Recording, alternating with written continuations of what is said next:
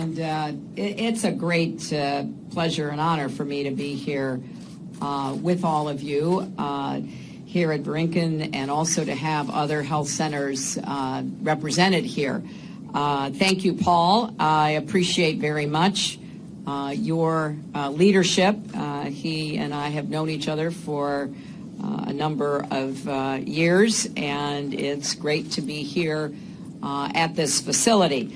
I also want to thank Dr. Deborah Gracia and Dr. Carla McGuire, Dr. Pedro Greer Jr., Dr. Aline Marty, all of whom are lined up behind me. Mayor Carlos Gimenez, Mayor of Miami-Dade County, thank you very much. I appreciate your being here. And all the dedicated physicians, nurses, researchers, and the entire medical staff of the centers here. I am delighted that I've just been able to come and see for myself and hear for myself what you are doing here, and I know we could be repeating that at a lot of the other health centers represented. You are on the front lines, not only on behalf of Zika, but on behalf of all of our public health challenges. And I am a very strong supporter of community health centers, of federally qualified health centers. I have publicly advocated that we need many more.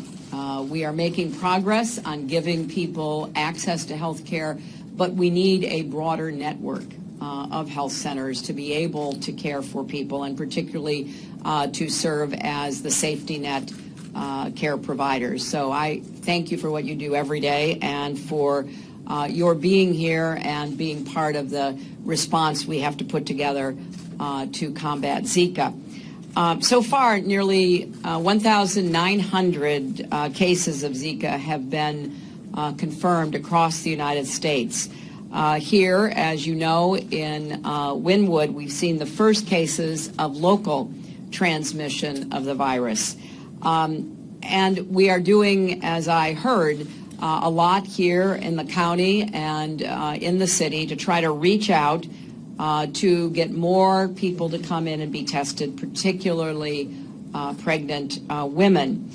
Just yesterday, a father wrote to me telling me that his wife is 23 weeks pregnant, and they were alarmed to discover that her office is in Wynwood. And of course, we told them to come here, come somewhere, get tested, don't be scared, get informed.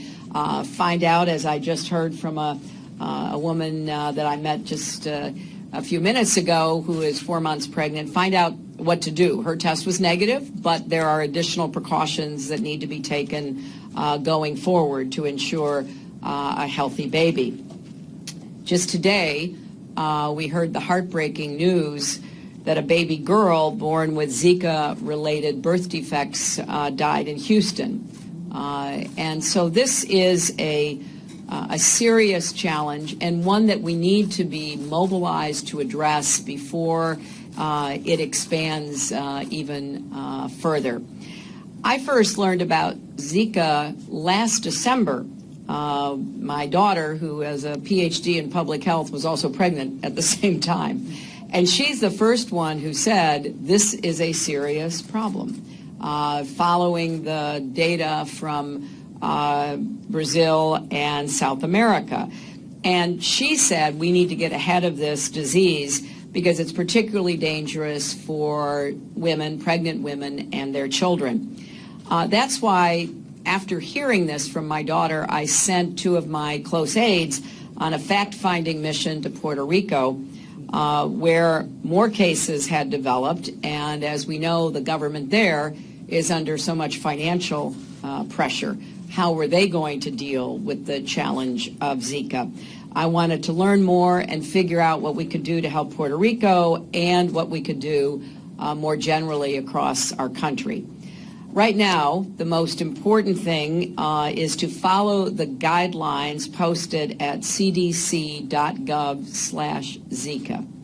And I repeat that because, especially for the press, we don't want to unduly alarm people. We want people to become informed. And so please encourage your viewers, your readers, your listeners to go to cdc.gov/Zika.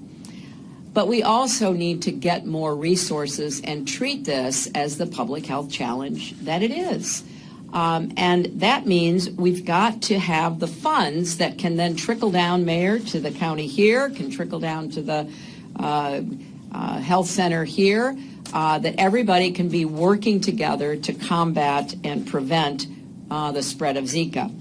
I am very disappointed that the Congress went on recess before actually agreeing on what they would do to put the resources into this fight. And I really am hoping that they will pay attention. In fact, I would very much urge the leadership of Congress to call people back for a special session and get a bill passed. Get a bill that is focused on combating Zika passed.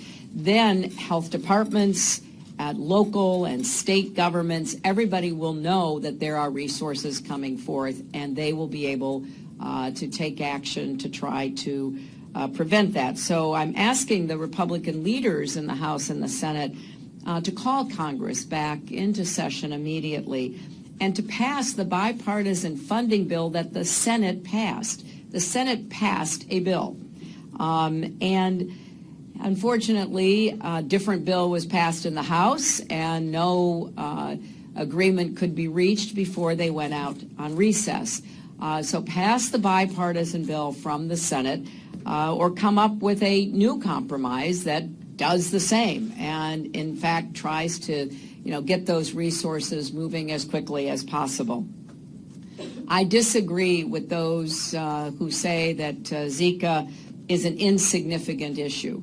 My opponent in this race, his campaign officials have said that, and I think that does a grave disservice because when you come here to a health clinic that is working so hard to get people to come in, to get tested, working with the health departments, working with sanitation departments, working with people to try to go after and prevent the population of mosquitoes from growing.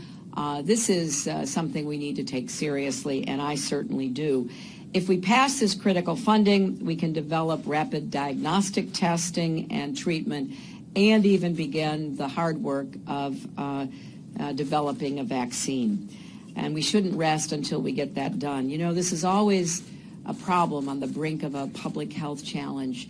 If it hasn't happened to you, it hasn't happened to somebody you know, it's hard sometimes to get people mobilized. But this is an epidemic that will only grow and affect more people. I really appreciate something that when we were discussing with the doctors and administrators, Dr. Marty said, if you prevent yourself from being bitten by a mosquito, you prevent a mosquito from reproducing. So everybody has a role in this. You may not be a pregnant woman or even any longer possibly being a pregnant woman, but you could be a person bitten by a mosquito, and you could then have it transmitted to you or transmitted to someone from you. So everybody has a stake in this, and that's really why I'm here, to underscore that. We don't want to wake up in a year and read so many more stories about babies like the little girl who just died in Houston. That is just not something we should tolerate in our country.